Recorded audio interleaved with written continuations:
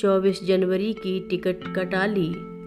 ऐसा लगता था कि जैसे आने वाले दिनों में घटने वाली घटनाएं मुझे संचालित कर रही हों।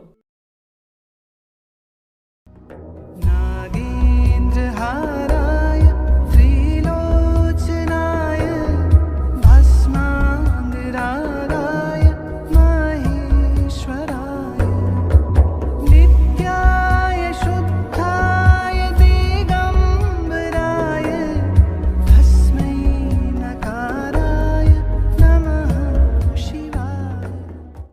रक्षा सूत्र चैनल पर सभी भक्तों का स्वागत है। हम सभी भक्तों को महाराज जी की अद्भुत पावन कथाएं सुनाने जा रहे हैं। कृपया सभी भक्त ध्यान से सुने। डॉक्टरों का कहना था कि वो कोमा में थीं और अब वापस आ गई हैं।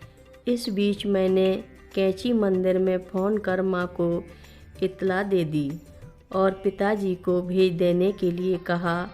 उन्होंने मेरे पिताजी से बहुत सरसरी तरह से जाने को कहा और कहा कि 3-4 दिन के कपड़े ले जाओ फिर आ जाना।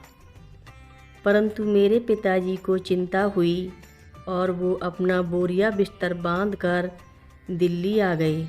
उधर माँ ने आश्रमवासियों को बताया कि रब्बू की माँ बहुत जल्दी अच्छी हो जाएंगी।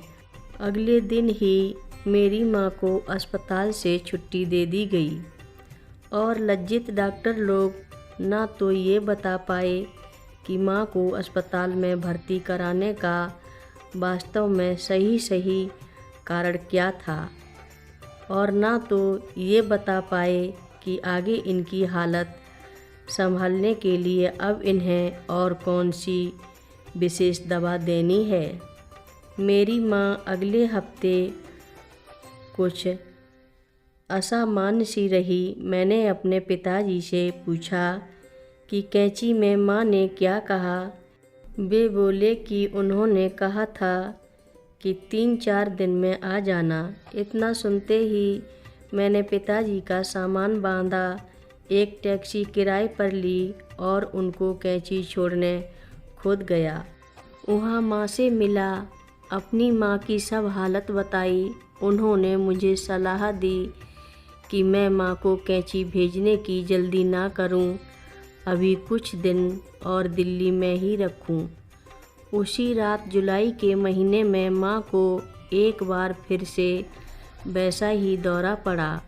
वही चैतन्यता खो देना और बेहोशी की निंद्रा में चले जाना। इस बार बस हम उन्हें एक नर्सिंग होम में ले गए और वो 7 दिन में ही घर वापस आ गईं। इस बार उन्होंने जो अनुभव बताए उनमें था कि कैसे उन्हें पूरा नंगा किया गया और बर्फ़ की सिल्लियों पर लिटाया गया और उनको बहुत सी यातनाएं दी गईं। और इसी दौरान मैं अपने बहुत से दिवंगत संबंधियों से भी मिली। भारतीय पौराणिक गाथाओं में इस सब का वर्णन किया गया है कि मृत आत्मा को परलोक जाते समय बहुत सी कष्टप्रद एवं कठोर बाधाओं का सामना करना पड़ता है। इन बाधाओं को पार कर लेने के बाद बैतरणी नदी भी पार करनी पड़ती है। पर 2 महीने के अंतराल में ही 2 अनुभवों से गुजरने के बाद मेरी माँ अंतर्मुखी हो गई और अधिकतर गुमसुम सी रहने लगी। मैं खुद भी मन एवं शरीर से थक गया। सन 1988 के सितंबर के महीने में मैंने माँ को भाई के पास अलीगढ़ भेज दिया। मेरा भाई उन दिनों वहाँ पर उत्तर प्रदेश सरकार के वरिष्ठ अधिकारी की हैसियत से काम कर रहा था। इस लिहाज से किसी भी मेडिकल इमरजेंसी के क्षण में डॉक्टरी सहायता पाना उसके लिए आसान था। एक दिन मैं और मेरी पत्नी माँ को देखने और उनके साथ एक दिन बिताने के लिए कार से अलीगढ़ गए।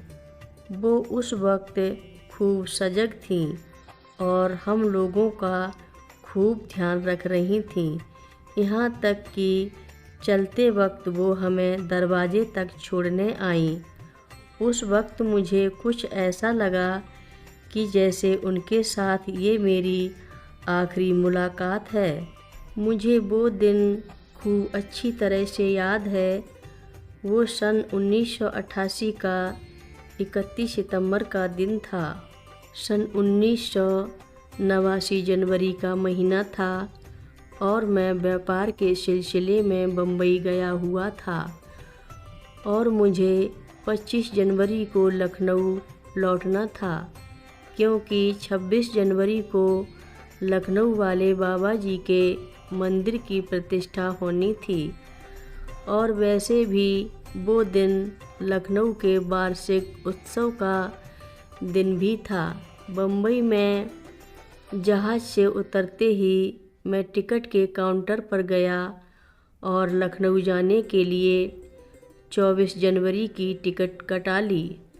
ऐसा लगता था कि जैसे आने वाले दिनों में घटने वाली घटनाएं मुझे संचालित कर रही हों। कथा लंबी है, आगे की कथा सभी भक्तों को अगले भाग में सुनाएंगे। हर रोज़ महाराज जी की कथाएं सुनने के लिए रक्षा सूत्र चैनल को अवश्य सब्सक्राइब करें, शेयर करें और लाइक करें। घंटी बजाना ना भूलें। कमेंट बॉक्स में लिख भेजें, जय नीव करोरी बाबा जी महाराज। बोलो नीव करोरी बाबा जी महाराज की जय बोलो।